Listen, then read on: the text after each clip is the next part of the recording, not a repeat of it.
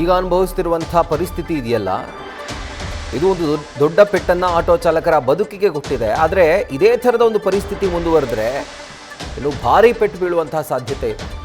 LPG ದರ ಈಗಾಗಲೇ 135 ರೂಪಾಯಿ ಆಗಿದೆ. ಅಂದರೆ 25 ರೂಪಾಯಿಯಿಂದ 135 ರೂಪಾಯಿ ಯುದ್ಧದ ಸಮಯದಲ್ಲಿ ಇಷ್ಟು ಪ್ರಮಾಣದಲ್ಲಿ ಅದು ಏರಿಕೆ ಆಗಿದೆ. ಹೀಗೆ ಮುಂದುವರೆದ್ರೆ 200 ರೂಪಾಯಿ ಆಗುವಂಥ ಸಾಧ್ಯತೆ ಇದೆ 1 ಲೀಟರ್ ಗ್ಯಾಸ್ನ ಬೆಲೆ. ಹೀಗಾಗಿ ಕೂಡಲೇ ರಾಜ್ಯ ಸರ್ಕಾರ ಮಧ್ಯಪ್ರವೇಶ ಮಾಡಬೇಕು ಅಂತ ಆಟೋ ಚಾಲಕರು ಒತ್ತಾಯ ಮಾಡ್ತಿದ್ದಾರೆ. ಆದರ್ಶ ಆಟೋ ಅಸೋಸಿಯೇಷನ್ನಿಂದ ಸರ್ಕಾರಕ್ಕೆ ಒಂದು ಆಗ್ರಹವನ್ನು ಮಾಡಲಾಗ್ತಾ ಇರುವಂಥದ್ದು.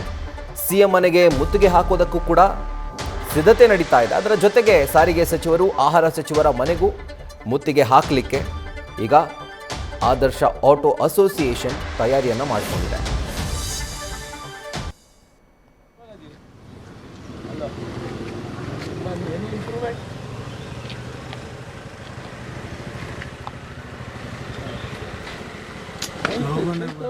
ಇನ್ನು ಆದರ್ಶ ಆಟೋ ಅಸೋಸಿಯೇಷನ್ ಅವರೊಟ್ಟಿಗೆ ನಮ್ಮ ಪ್ರತಿನಿಧಿ ಭರತ್ ಕೃಷ್ಣಪ್ಪ ಒಂದು ಮಾತುಕತೆ ನಡೆಸಿದ್ದಾರೆ, ನೋಡೋಣ ಬನ್ನಿ.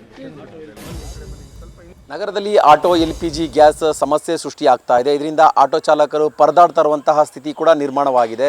ಒಂದು ಕಡೆ ಗ್ಯಾಸ್ ಸಿಗ್ತಾ ಇಲ್ಲ, ಮತ್ತೊಂದು ಕಡೆ ಬೆಲೆ ಏರಿಕೆಯ ಬಿಸಿ. ಹಾಗಾದರೆ ಚಾಲಕರ ಮುಂದಿನ ನಡೆ ಏನು? ಈ ಬಗ್ಗೆ ಮಾತಾಡೋದಕ್ಕೆ ಆದರ್ಶ ಆಟೋ ಅಸೋಸಿಯೇಷನ್ನ ಅಧ್ಯಕ್ಷರಾಗಿರುವಂತಹ ಮಂಜುನಾಥ್ ಅವರು ನಮ್ಮ ಜೊತೆಲಿ ಇದ್ದಾರೆ. ನಾನು ಅವ್ರನ್ನ ಮಾತಾಡಿಸ್ತೀನಿ. ಸರ್, ಈಗ LPG ಗ್ಯಾಸ್ ಸಮಸ್ಯೆ ಆಗ್ತಾ ಇದೆ. ಸಾಕಷ್ಟು ಆಟೋಗಳಿಗೀಗ ಗ್ಯಾಸ್ ಸಿಗ್ತಾ ಇಲ್ಲ. ಜೀವನ ಕೂಡ ಆಧಾರ ಆಗಿರುವಂಥದ್ದು ಆಟೋಗಳ ಮೇಲೆ. ಸೊ ಒಂದು ಕಡೆ ಗ್ಯಾಸ್ ಸಿಗ್ತಾ ಇಲ್ಲ, ಮತ್ತೊಂದು ಕಡೆ ಬೆಲೆ ಏರಿಕೆ ಆಗಿದೆ ಇರೋವಂಥ ಒಂದು LPG ಗ್ಯಾಸ್ ಬೆಲೆ. ಮುಂದಿನ ನಡೆ ಏನು ಸರ್? ಈಗಾದರೆ ಸಿಚುವೇಶನ್ ಆಟೋ ಚಾಲಕರ ಮುಂದಿನ ನಡೆ ಏನಾಗಿರುತ್ತೆ? ಬೆಂಗಳೂರು ನಗರದಲ್ಲಿ ಸರಾಸರಿ ಒಂದು 6 ಲಕ್ಷ ಲೀಟ್ರು LPG ಬೇಕಾಗಿದೆ. ಕಾರಣ 1 ಲಕ್ಷ ಆಟೋ ರಿಕ್ಷಾ ಇದೆ. 6 ಲೀಟ್ರ್ ಅಂತಂದ್ರೂ 6 ಲಕ್ಷ ಲೀಟ್ರ್ ಬೇಕು. ಅಂದರೆ ನಮ್ಗೆ ಒಂದು ದಿನಕ್ಕೆ 6 ಲೀಟ್ರ್ ಬೇಕಾಗುತ್ತೆ. ಸೊ ಈಗ ನಮಗೆ ಬರ್ತಾ ಇರೋದು 50% ಗೌರ್ಮೆಂಟ್ ಅವರು ಕೊಡ್ತಾ ಇದ್ದಾರೆ. ಸೊ ಇದರಲ್ಲಿ ಭಾರತ್ ಪೆಟ್ರೋಲಿಯಂ ಇರ್ಬೋದು, IOC, ಇಂಡಿಯನ್ ಆಯಿಲ್, ಇವರು ಗೌರ್ಮೆಂಟ್ ಅಂಡರ್ಟೇಕರ್ ಮಾತ್ರ ಪೆಟ್ರೋಲು ಗ್ಯಾಸ್ ಸಿಗ್ತಾ ಇದೆ ನಮಗೆ.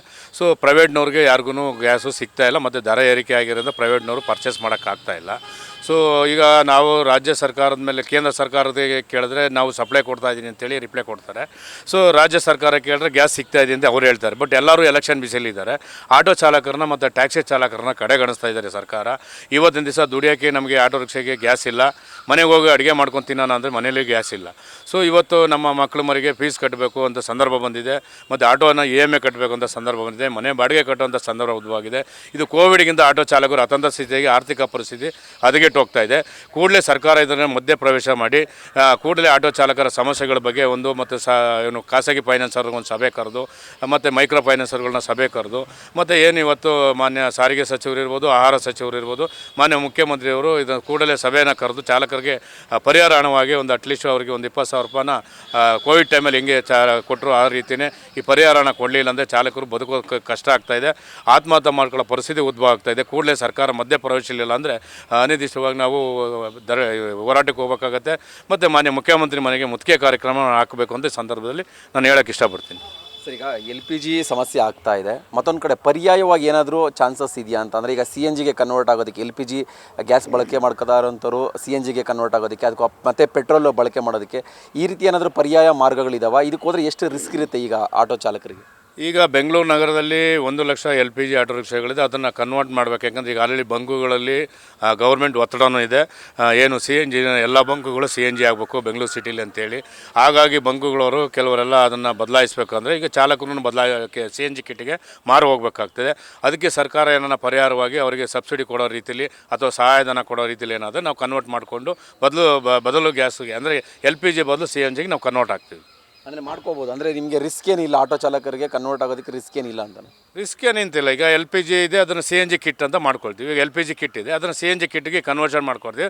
ಅದೇ ಸರ್ಕಾರ ಅದಕ್ಕೆ ಒಂದು 25,000 ರೂಪಾಯಿ ಕಾಸ್ಟ್ ಬೀಳುತ್ತೆ, 26-27 ಸಾವಿರ ಬೀಳುತ್ತೆ. ಅದಕ್ಕೆ ಸರ್ಕಾರ ಅವರಿಗೆ ಸಬ್ಸಿಡಿ ಕೊಡೋ ಮುಖಾಂತರ ಅಥವಾ ಅವ್ರಿಗೆ ಸಾಲ ಕೊಡೋ ಕಡಿಮೆ ಬಡ್ಡಿಲಿ ಸಾಲ ಕೊಡೋ ಮುಖಾಂತರ ಅವ್ರಿಗೇನೋ ಸಹಾಯ ಮಾಡೋದಾದರೆ ಬೆಂಗಳೂರಲ್ಲಿ ಇರ್ತಕ್ಕಂಥ ಎಲ್ಲ LPG ಗಾಡಿಗಳು CNG ಆಗಿ ಕನ್ವರ್ಟ್ ಮಾಡ್ಕೊಂಡು ಆಲ್ಟರ್ನೇಟಿವ್.